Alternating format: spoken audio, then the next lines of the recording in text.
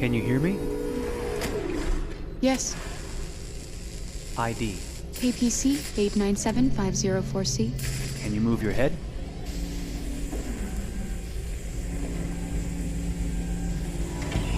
Your eyes now.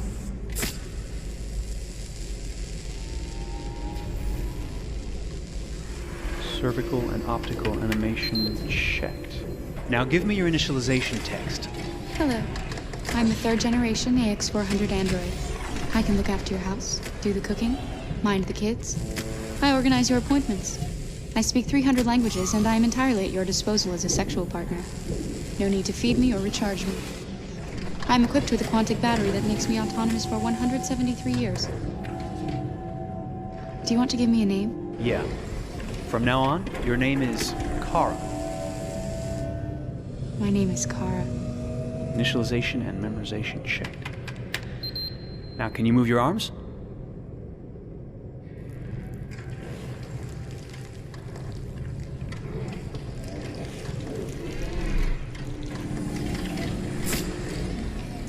Upper limb connection checked. Now say something in German. Ich bin ein AX400 Android dritter Generation, erschaffen als Ihr persönlicher Assistent und intimer Beziehungspartner. Say it in French. Je suis un androïde de troisième génération AX400, conçu pour être votre assistante personnelle et votre partenaire intime. Okay, now sing something in Japanese.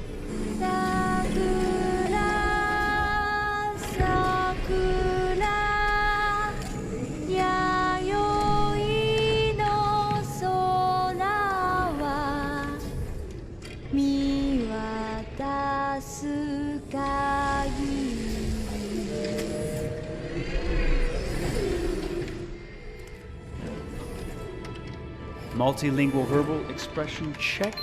Go ahead, take a few steps.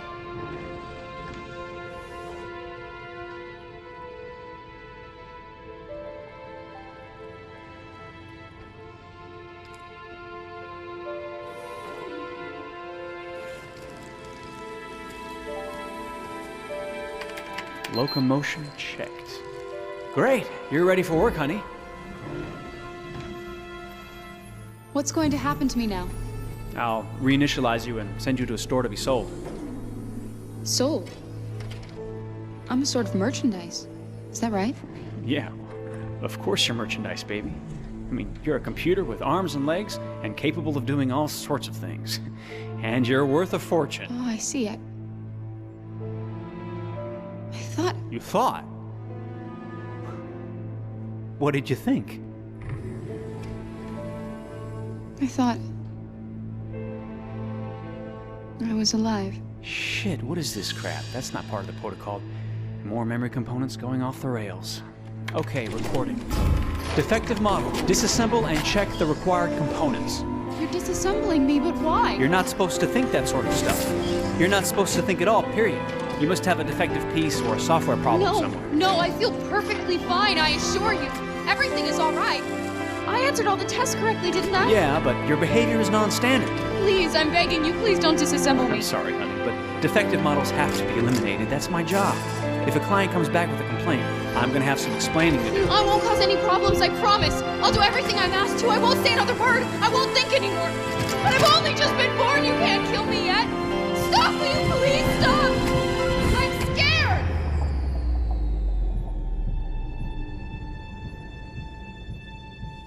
I want to live. I'm begging you.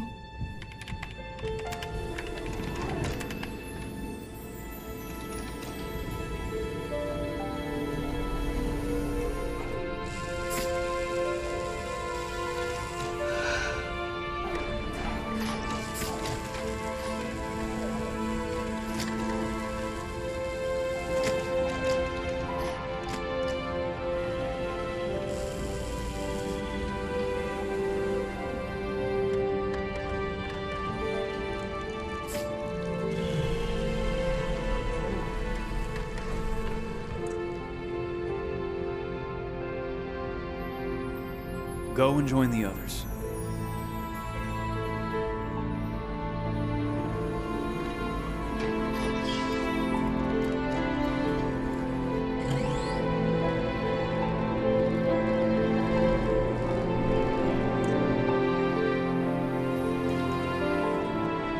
Stay in line, okay? I don't want any trouble. Thanks.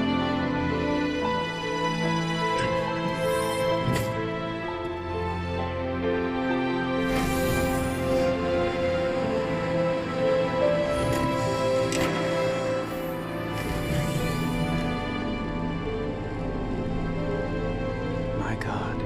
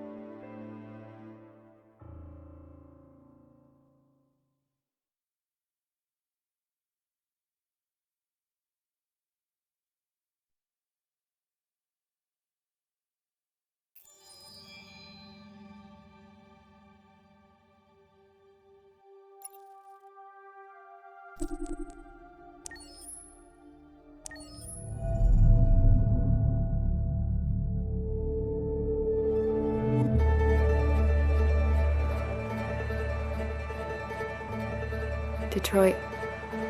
This is where it all began. The world's forge.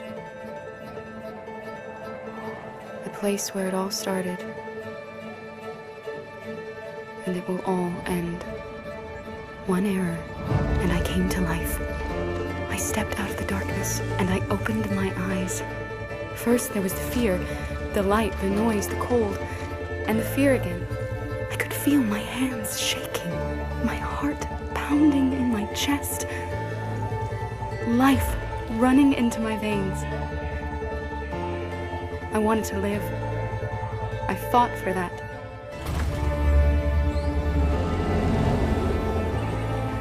I had to find out what was outside.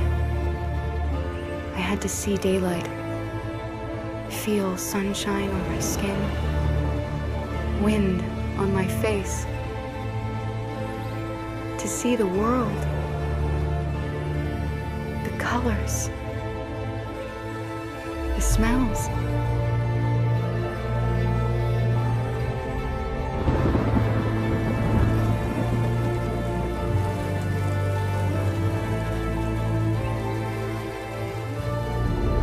But the world is not what I imagined. It is dark and cold.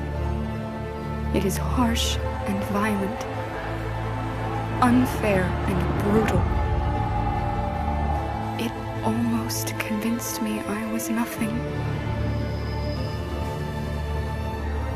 Less than an object, just an obedient machine.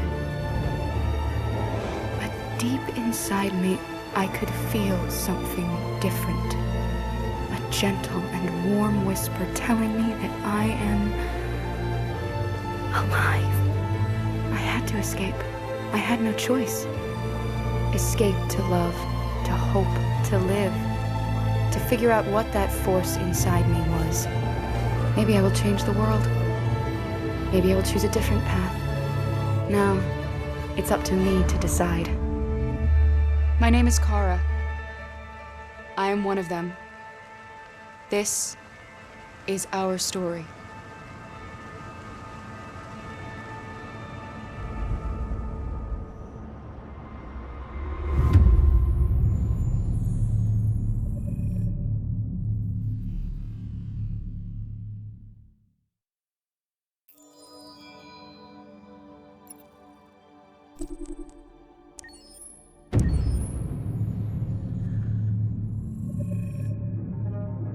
When David and Guillaume got back in touch about making Detroit, I wasn't terribly surprised they decided to make it because the fan response was so intense. So it makes sense that they would choose to do that after the enthusiasm. It was a challenge, and it was just an interesting thing to get my head around how to approach this character now as a different, much older person, and whether or not she had changed. And I'm very happy to say that with Detroit, I've had the opportunity to see Kara grow so much more than I ever expected. You do the housework, the washing, you cook the meals, and you take care of... God damn it, where the fuck's the rat gone now? Alice! Alice! I mean, she starts out essentially how she does in Kara in a very, not robotic, but, you know, android, other way, and getting to take this journey where she becomes more and more human as it goes on. You know, and as an actor, that's a wonderful exploration in every way, whether it's how she sits, her posture, how her voice changes, how emotions change, and how much emotion is based on things like empathy and social experience. And so having, you know, as much material as I got with David to have this huge, nuanced arc was really incredible. Why couldn't we just be happy? This experience has been quite different than the experiences I've had shooting film or TV or doing theater work. I have 83 dots on my face and a really flattering black wetsuit type thing, and you're jumping around with props, and it's kind of like being a 10-year-old imaginative kid, which is fun. There's 80 cameras around us. It's already lit. So we just shoot and shoot and shoot and shoot and shoot. There's no change of sets, there's no hair and makeup, there's no wardrobe, so we move really fast, and we'll go through about 35 pages in a day. Working in TV or film, we'll probably do 6 pages a day. It's kind of acting boot camp. It's like working out constantly. I mean, you're doing this thing, and then you got to do something that's completely other back to back to back. And so that kind of process of working is very challenging, but it's also very exciting because you just have to keep coming up with new ideas, and your head goes all over the place because you're trying to keep track of basically 4 different storylines for each different response. You shot that girl, for fuck's sake. It was a machine that looked like a girl. Yeah, I know what I should have done. I just told you I couldn't. All right, I'm sorry. The fact that David Cade, he's telling like many stories interwoven from beginning to end is super complicated and super impressive, and I have no idea how he keeps it all in his head. He's not just the writer or the director who's seeing this from the outside eye, he's also thinking about the player walking through this space. You know, only somebody who really, really loves not the work, but like these characters and these stories and cares about doing something meaningful would invest that much in it. And it's always inspiring to work with somebody who cares that much. My experience with motion capture is this one. And I found it sort of terrifying in a way, because they said the computer's gonna build you. But then, as we got into it, I realized all the elements of it were still artistic. I just dipped into a really brilliant setup here. I've never seen anything like it. And this won't turn me into a product because I was playing a character. So it's wonderful. In the game, Detroit comes back because of a revolutionary industrial rebirth. And there's no reason why that can't happen in Detroit, because they have such tremendous infrastructure for millions and millions of people who can very easily support, you know, a new industry. The city is really strong and resilient, but the city has also been through so much. You see the damage. But it takes that time of kind of rebuilding and reinvesting into the city that I think is happening slowly but surely. The potential of Detroit as a city is something that this game does a lot of justice to, because it would be easy to look at Detroit as some place that used to be, and that's not the case. This game provokes a lot of conversation and reflection on our potential near-future engagement with machines. That's what we are to them. There's merchandise on display in a shop window. I think that a group that feels marginalized, feels like they deserve and have earned access to themselves and the environment around them, and are trying to figure out a way to articulate how to get freedom. What was I designed to be? Their slave? Their toy? It plays with your comfort levels. You think that this is fine, you're comfortable with it, until something blurs the line and throws you off, and now, do I feel differently about whether this should be allowed? Should it be banned? Should it be encouraged? You're gonna ruin our lives, and for what? For a bunch of machines? They are not machines! They are alive! I'm alive! You're alive! They're nothing! There are lots of comparable comparisons to any type of persecution of religion, race, etc., dating way back. It can't just be a video game where you shoot 'em up or where people make these choices to do whatever. I think that's the whole point. You have the choice, and you can either choose to go in one direction with your character or another. And I think that's going to be very telling about the gamer. Very telling. I think there's going to be a really strong reaction to this game, which has such a strong perspective. I'm that much more proud of it now to get to be a part of it because it's important. In this game, you're actively building and designing the character through not just what kind of shield does he have or what color hair does she have, but like their temperament and the way they deal with problems. The different endings to this game are so radically different based off maybe seemingly insignificant choices in the moment, but like life, they all add up. And can't play life again, though.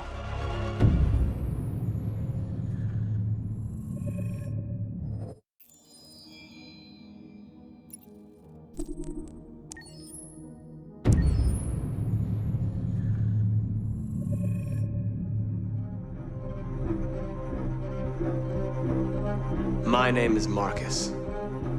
My name is Connor. My name is Kara. I am one of them. This is our story. I think who Kara is, or how I would describe Kara, depends entirely upon who's playing her, because you have the option to make her multiple different people depending on the choices she makes. But I think she does start out incredibly naive, incredibly innocent, and kind of hapless. I'm sure we used to be friends before I was reset. Maybe we can be friends again. She's a person who's characterized, I think, by empathy. She's a person who really, she just comes from her heart. You'll never leave me, right? Promise you'll never go. I promise. Kara! Are you okay? Are you hurt? Wait a minute! Leave her alone! Kara! Leave her alone! The really beautiful thing that I've had the gift to be able to do is to essentially build a person from the ground up, because that's what she's doing throughout the game. And with every experience she has and every person she meets, she's building, first emotions and then the sense of judgment. And it's sort of an exploration of what it is to be a human. Don't worry. Luther and I will be right here.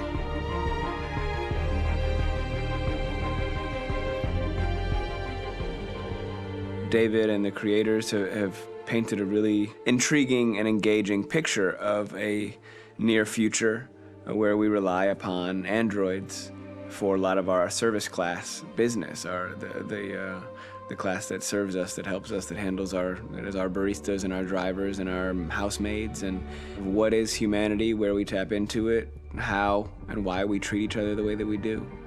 And my character Marcus has a really intriguing journey, becoming deviant, realizing that he actually has feelings and human qualities inside of him, and it's a really incredible ascension into becoming fully realized and coming to terms with what you actually deserve better than this in life. And not only do you want it for yourself, but you want it for your peers. We've come here to demonstrate peacefully and to tell humans that we are also living beings. All we want is to live free. You know what? This thing, Dad, is not your son. It's a fucking machine! I think that a group that feels marginalized, feels disenfranchised, feels like they deserve and have earned access to themselves and the environment around them, and are trying to figure out a way to articulate how to get freedom. Connor is analytical. Connor takes things literally. He starts in the beginning place where he's very mechanical. He feels nothing inside, of course, and it's all just a system, a protocol that he is executing to get whatever he wants to happen, which is help humans stop deviants and to find the link between deviant androids. You were designed to serve humans, not kill them. What was I designed to be? Their slave? Their toy? Just say, I killed him. Is it that hard to say? Stop it! Stop! But of course, over the course of the story, and depending on the player's choices, Connor can grow in many different ways. He can deviate from that procedure or not. The moment of truth, Hank. Am I a living being? Or just a machine?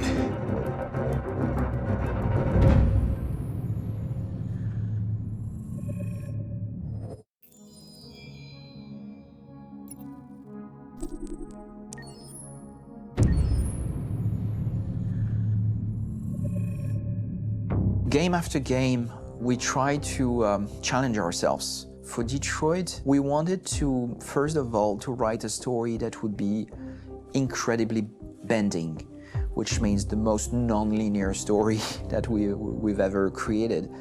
And we wanted really the player to have the possibility to change the story, change his own journey. When you're writing at Quantic, you're writing for an interactive medium. You know, when you're working in television, you'll put a character in a difficult situation, and you as a writing team will argue about what would that character do. But ultimately, you have to decide what happens, and you just show the audience. What's interesting about interactive drama is you bring the player into that conversation, and it changes your job slightly as a writer, because your job is to provide a narrative context in which the player can write his own story. You're giving him this kind of narrative Lego that he's going to snap together into his own shape. You also have the ability to make your audience attach themselves to your characters, because the audience is in some sense responsible for what happens to the characters. It's just a few cans. Come on, let's go. We have some cash now. You used me to steal that money. How could you do that? I trusted you. What is a bit specific about these scripts is how large they are. If you take a film script, there are about 100 pages, but here we have to deal with a script that is between 4,000 and 5,000 pages. Everything becomes bigger because we don't just tell one story, but we tell all the possible stories that can be told within this narrative space. On Act 3, our final act, we have around 1,000 different scenarios, and every one of those scenarios has to be as interesting, as passionate, as strong, and as emotional for the player. We want every action that the player does, every interaction that is available to serve in telling the story, and help the player understand who his character is, and build that character moment to moment.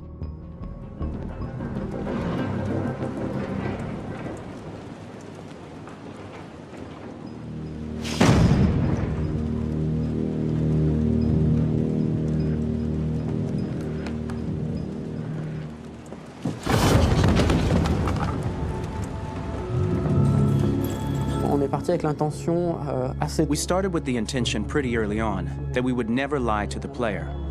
So we implemented a visible tree structure in the game that players can consult during a scene or at the end of it, which shows exactly what they did and what they missed.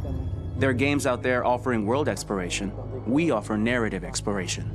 You know, keeping control of such a wide and large story is a huge challenge. So same thing when you shoot with actors, because you will need to shoot many different versions of each dialogue, of each scene. For actors, it's a huge, huge challenge. Because of the style of the game, you have so many different ways that the character can go.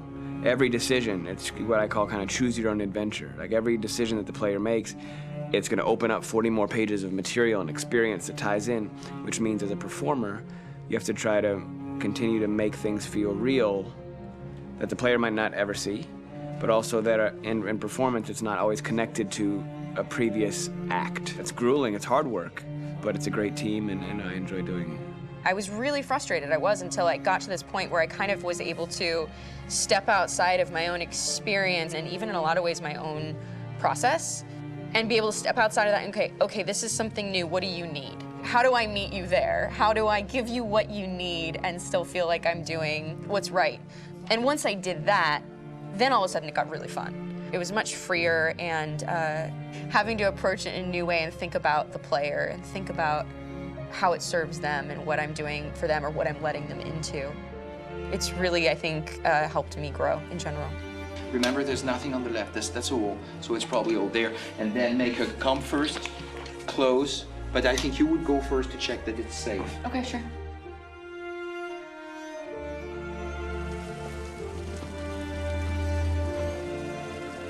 The most enjoyable thing about working in performance capture on this kind of project is that if I shot a film, I would get to do one of these endings. I get to do so many different things as Connor.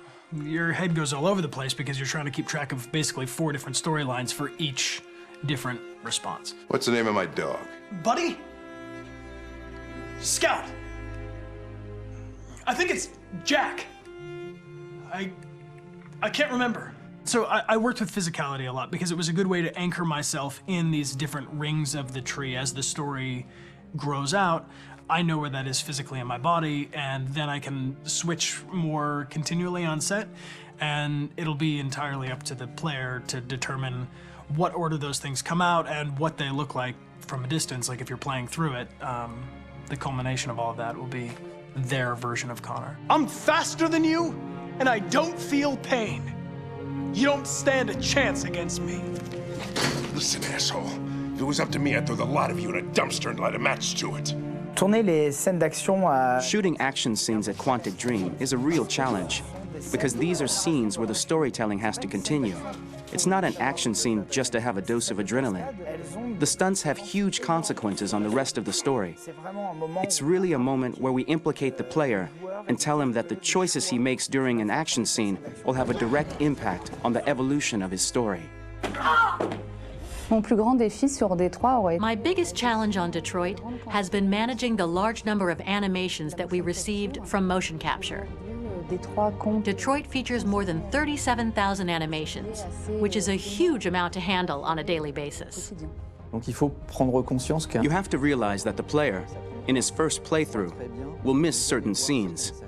This also means that we had to think of, conceive, and produce all the potential story paths. The characters' costumes, the places, day or night, the weather. Did the character get shot in the shoulder? Did he get injured? All this consistency forced us to produce a lot of graphic assets in order to, quite simply, allow the player to have true continuity throughout the story. Honestly, we were even surprised by the challenges that come with such a big tree structure. And we did our best to guarantee quality across all the game and make sure that whatever path you choose within this narrative space, you will have an equally good experience.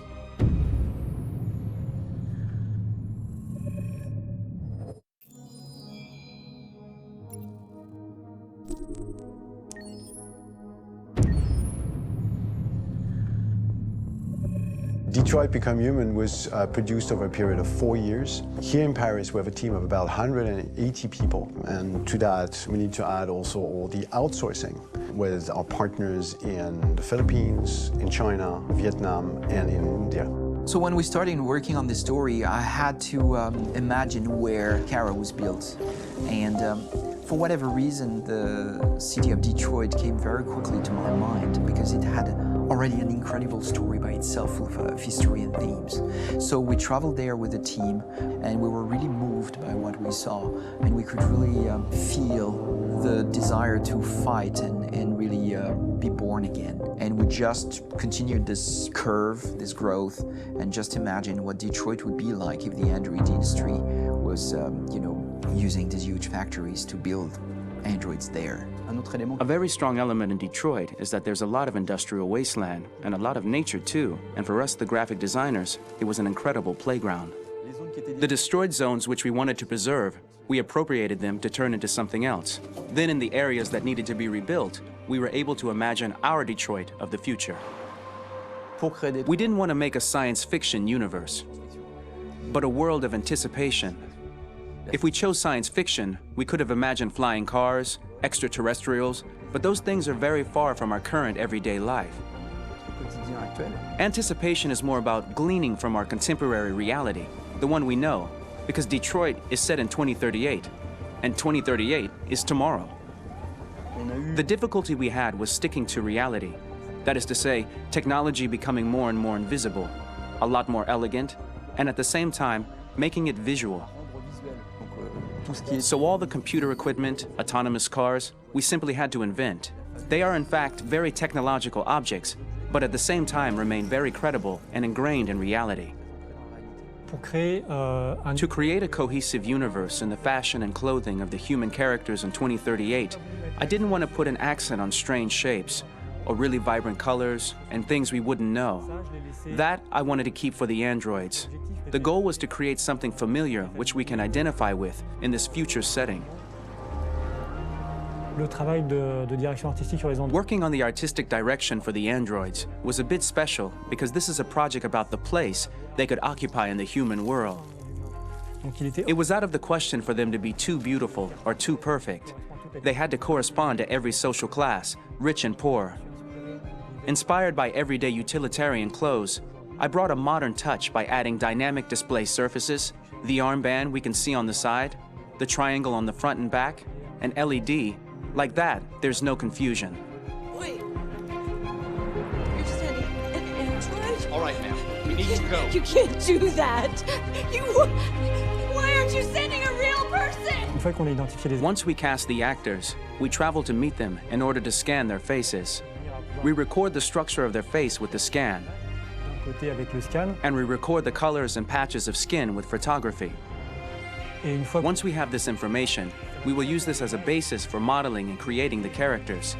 The artist will make it more realistic, but will also enrich it. He will propose ideas which we will develop together. Finally, we will have a character with character who corresponds to the project and the world. When the actors come to Quantic Dream, we show them the design, what their image will be, and what they will look like in the game. This extra information gives them another dimension and color to connect with emotionally. It helps them think about how to play their character. Your mission.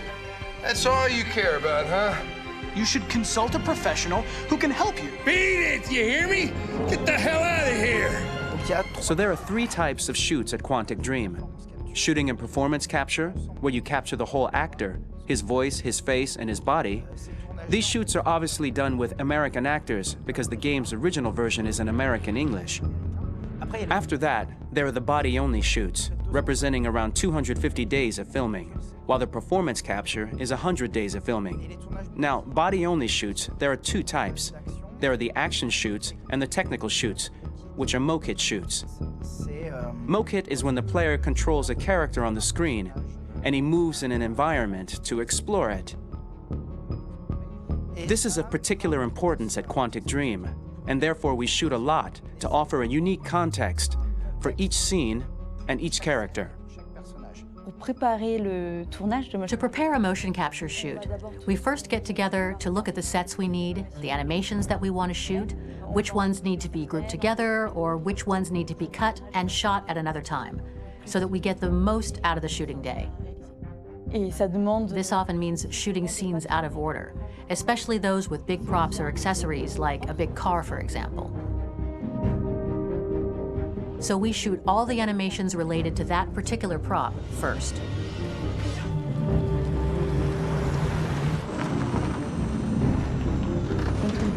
The biggest challenge for the mocap team was shooting a Spider-Man mokit. We had to build a wall and attach an actor to a harness with cables so we could pull him up and render him climbing. The shooting on this game total took about, I would say, more than a year, maybe 1 and 2 years, with about 300 actors on set, so it's quite a massive production. But so much happened on this set, between the stunts and the shootings with a little girl and all these great actors that we had. It was really a very, very memorable journey for the team and for myself. Today, Detroit has over 37,000 animations. When we retrieve the motion capture data, it's just a cloud of points, which represent all the markers worn by the actors. From this cloud of points, we have a phase called retargeting, which gives us a skeleton. This skeleton will be applied to the characters of the game. There is still work to be done, but this gives us the main movements. Since we are working on something very realistic, we must recognize the actor and also recover all the emotion he expresses in his performance. We use a system of facts, an identity card for each actor. We make the actor do a whole range of facial expressions. Then we recover all the expressions and paste the animations on a puppet that Jan has prepared. I then recover and refine these poses. I might stretch the lip, reinflate a cheek, tiny details that make the finished product really capture the actor. Because of the nature of our mocap system today, when we receive the animations, we're missing eye movements, and so the character has that dead look. He really has no eyes, so then it's a big part of the work for the animators to find the regard of the actor in relation to his position, in relation to the body, etc. It was crazy when I saw the newest model for Kara, because they've been working on it, and this was the first time I literally jumped in my seat. It not only looked so much like me, it was the fact that it looked so lifelike. It wasn't that it looked just like it was a camera, it was something else, you know, but it looked alive. It's exciting, and it's kind of terrifying. Game after game, we learned the rules of optics and filming, and our goal with Detroit Become Human was to have cameras that would actually emulate the optics of a real physical camera. So basically dealing with real-world imperfections was our main task, and just to make cameras look as real as we can.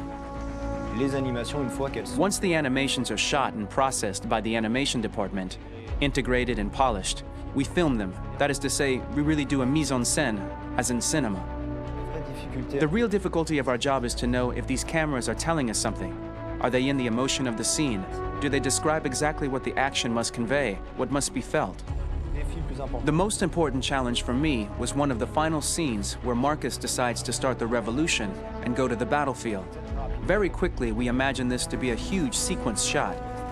We wanted the feeling of a cameraman running behind us, while showing Marcus, the androids who help him, the person shooting at us, etc. Above all, it was necessary to say to oneself, this scene is very violent but does not glorify war. On the contrary, that war is something improbable and absurd.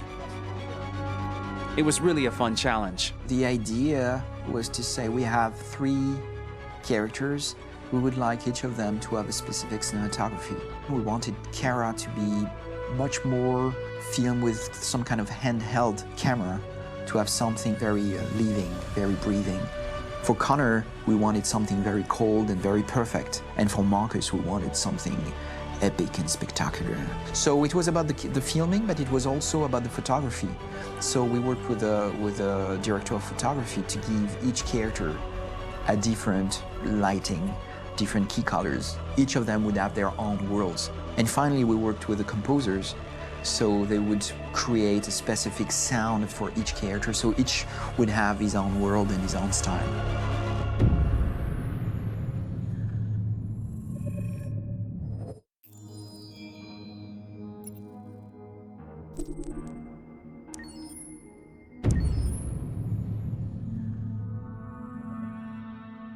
For the soundtrack of the game, we tried to be very close to what is done in film. We were constantly asking at each place in the game, why are we putting music here? What is it going to say? So we focused the music on bringing emotion, which is interactive and supports the character's arc. I'm sorry, honey. I'm sorry. I'm sorry. You know I love you, don't you? You know I love you. We make games that are very narrative.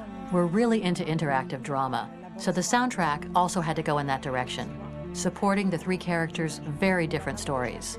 We really wanted 3 colors, 3 musical sound identities, and from there, having 3 composers made sense, since the story of Kara, Marcus, and Connor are all completely different.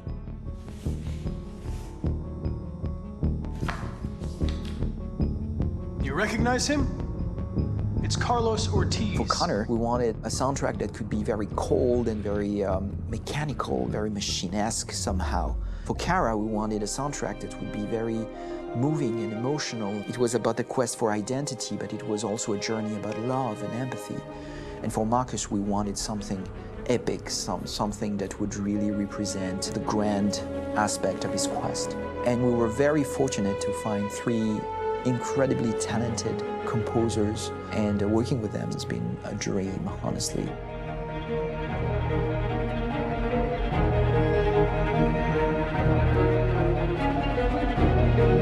My name is Philip Shepherd, and I'm a composer and a cellist and a producer. And today we're at Abbey Road Studio One, which is my favourite studio in the world. And today we're recording the soundtrack for Kara from Become Human.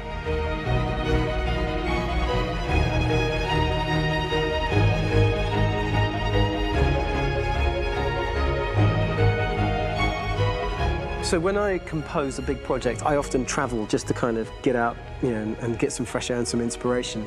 And I go hiking and traveling in Montana a lot. I had a log fire in the room that I was staying in, and the flames were kind of making absolutely direct music. And it became the basis for Kara's theme, and it sounds something like this.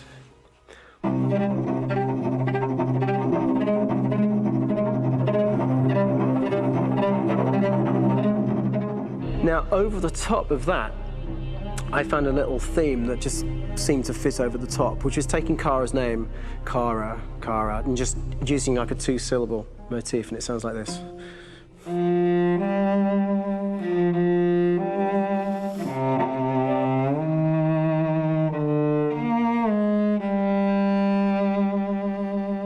going to pull through this, Alice. As long as we're together, nothing can hurt us.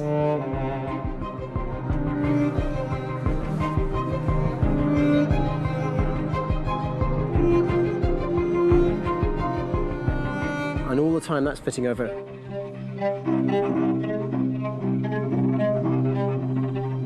So it kind of works in lots of levels. And in fact, every single theme in the score has one of those elements built into it, and it becomes sort of the DNA of every single tune.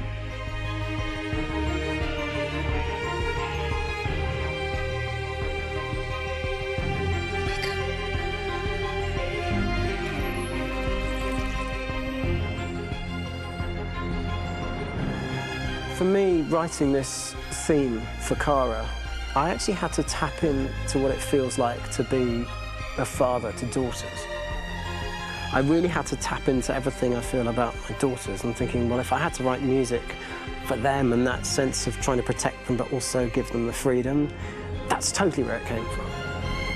Because each composer has been given the sort of narrative responsibility for very different characters, I haven't had to sort of go into other styles. I can actually be very loyal to this particular character and sort of hopefully encapsulate her. But it means also I've suddenly become very connected to this character, and if for some reason it goes to game over early, I'm getting mortified, you know? They're over there! Starting a new project, for me personally, it's always finding the right tone, finding the right color, I like to call it. For me, it's finding that right texture that actually sits against picture really well. One of the biggest things is I created custom instruments for Connor.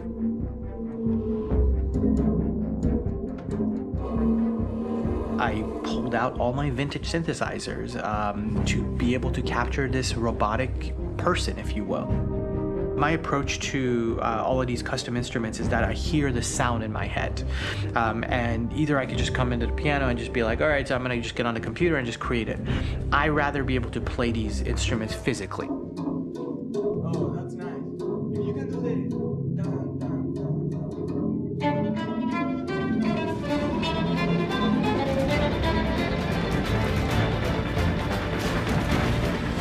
As soon as you see Connor the first time, there is a really interesting thematic idea that you hear, and that's just made out of a Moog synthesizer, but completely manipulated in multiple ways. And it's robotic. It has a little bit of an emotional to it. He's on his mission, so you feel that as well. So it just kind of gives you that cold, motionless, with a mission in hand that you kind of feel throughout the whole thing.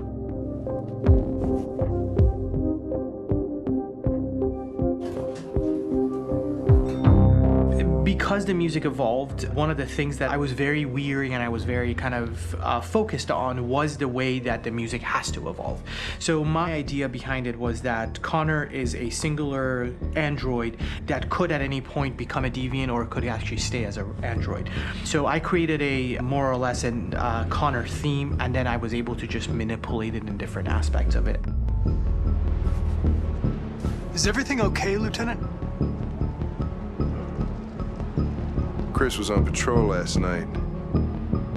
He was attacked by a bunch of deviants. I'm a human being writing for a robot. And throughout Connor's journey, he meets someone, he meets a partner. So how do you deal with a robot feeling? And I've met a partner that I'm gonna work with, or all of a sudden he sees a dead body. Does this robot have an imagination? Does this robot have a feeling? And if yes, how do you translate that into non-emotional music? So basically at any point I was just like, I can't do this, and then I just do it. Property was damaged and fires continued to rage in several major districts across the city. Some people are asking, have androids become a threat to our security? When I first started really digging in on Marcus, the one thing that I really tried to capture was the transformation process. You know, Marcus is this android that evolves over the course of the game and really goes from kind of figuring out that he's more than just an android. You know, he's starting to develop kind of a human soul in a way. Try to imagine something that doesn't exist, something you've never seen. Now concentrate on how it makes you feel and let your hand drift across the canvas. The other side of Marcus that I really latched onto was that he almost became a savior for a lot of the other androids in the game. So when I started developing the theme for Marcus, I really made it like a church hymn.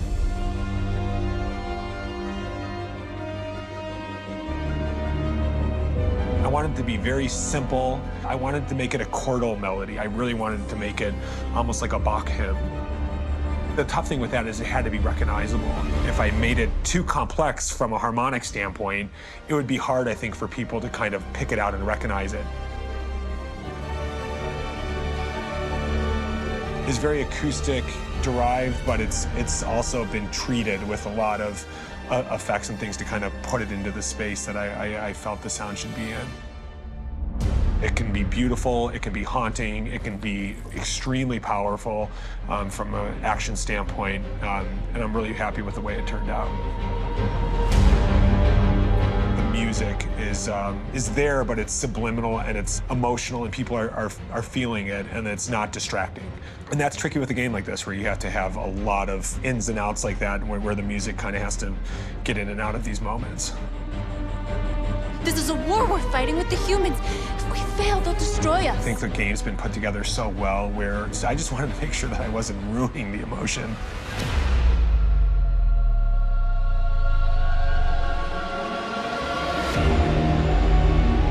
I gotta be honest, when we first started on this path, I've said, oh man, this could be pretty messy, you know? I mean, it could feel disconnected, but I mean, it's amazing how they really guided us and got us to really kind of all be in the same world, but at the same time feeling completely different. So it's really gonna stand out and kind of be one of those games where people are really gonna notice the music and kind of how it was crafted, and, you know, and all the hard work that went into being able to pull it off in a graceful way.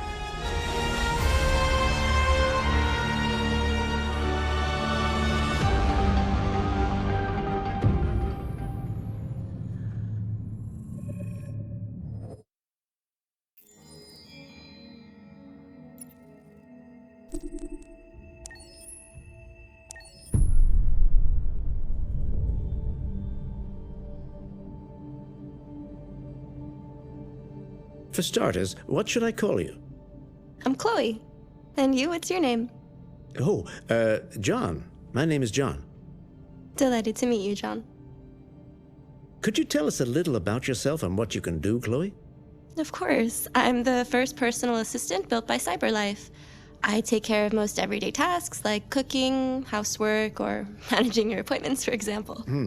And I understand you're the first android to have passed the Turing test. Could you tell us a little more about that? I really didn't do much, you know. I just spoke with a few humans to see if they could tell the difference between me and a real person. It was a really interesting experience.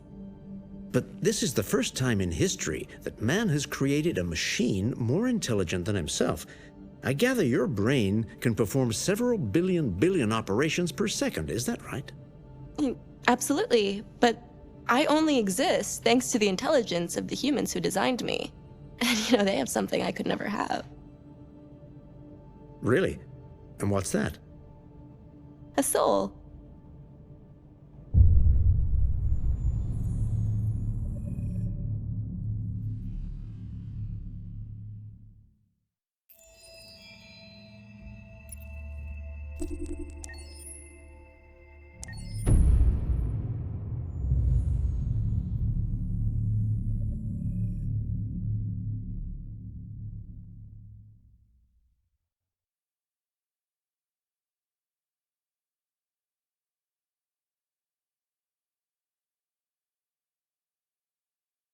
Hold on just a little while longer. Hold on just a little while longer. Hold on just a little while longer. Everything will be alright. Everything will be alright.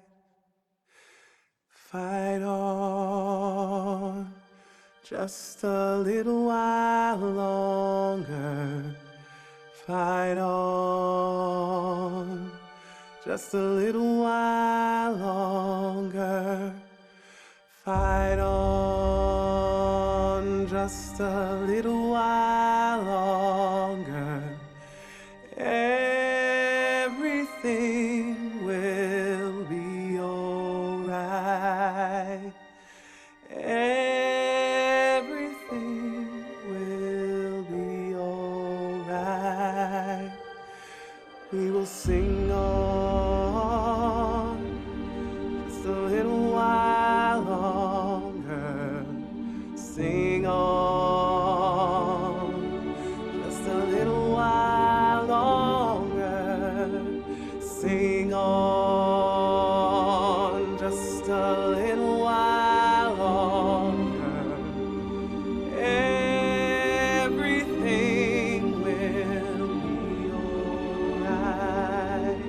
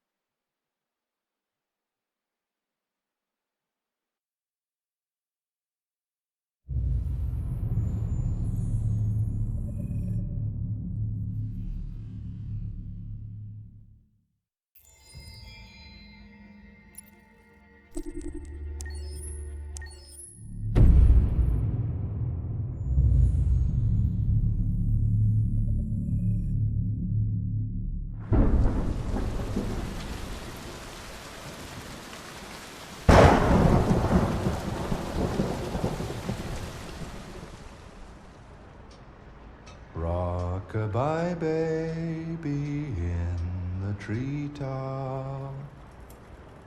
When the wind blows, the cradle will rock.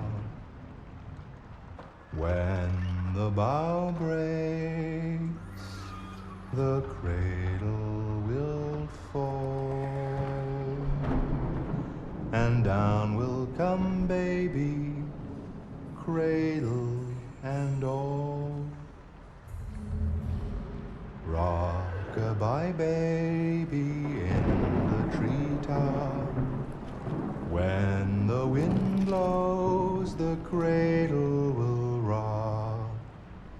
When the bough breaks, the cradle will fall. And down will come baby, cradle and all. Rock-a-bye baby in the treetop. When the wind blows, the cradle will rock. When the bough breaks, the cradle will fall. And down will come baby, cradle and all.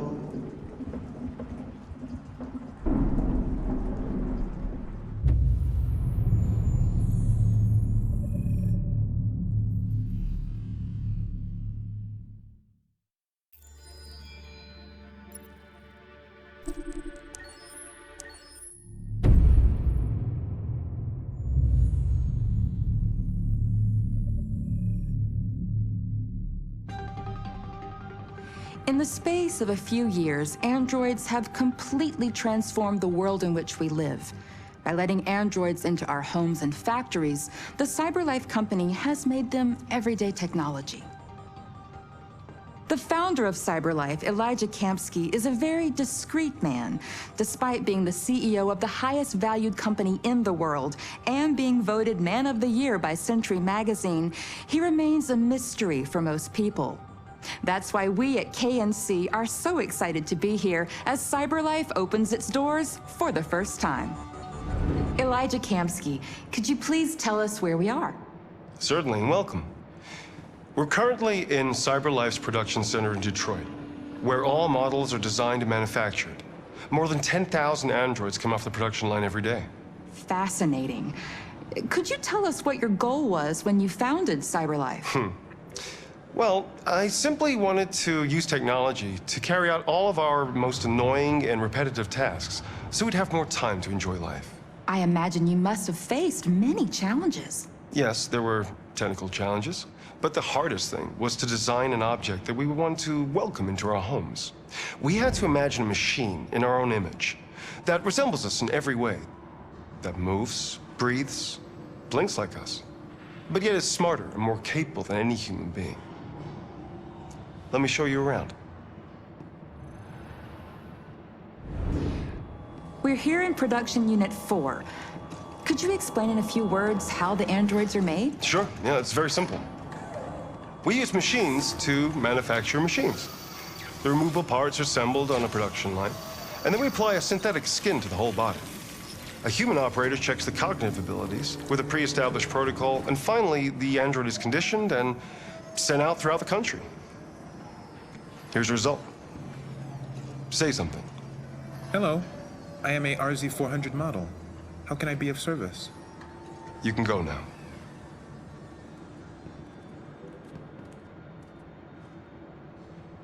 Our androids are already replacing humans in many fields. For example, they represent more than 80% of all university professors and 63% of all medical staff. Tomorrow they'll replace our soldiers, and who knows, maybe one day, our leaders, to make the best decisions in humanity's interest. Come on. Replacing humans with machines has led to record unemployment of 28%.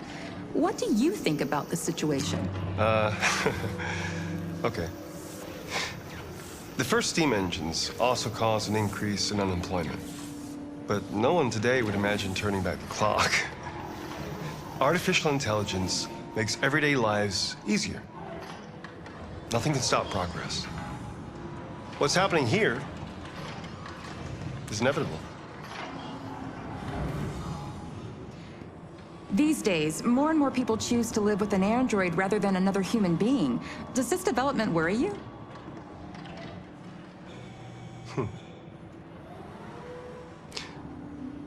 Everything's much easier with an android. They obey your orders without ever complaining. They can cook, discuss philosophy with you, have intimate relationships according to your desires. They never say no. Obviously, they are the perfect partner. Everyone deserves happiness. Why deprive yourself of so-called moral reasons when a machine can make you happy? Many science fiction books tell the story of how machines become more intelligent than us and end up confronting us. Aren't you worried about that possibility? I understand the irrational fears about artificial intelligence, but I assure you that will never happen with a CyberLife android. They're designed to obey humans. They're machines.